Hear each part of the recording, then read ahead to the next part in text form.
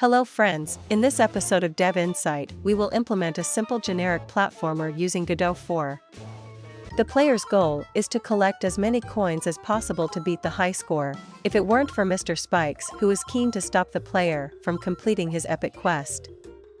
Before you watch the series, I encourage you to start creating this simple platformer entirely by yourself. If you get stuck somewhere or don't know how to continue, then I invite you to peek into the series.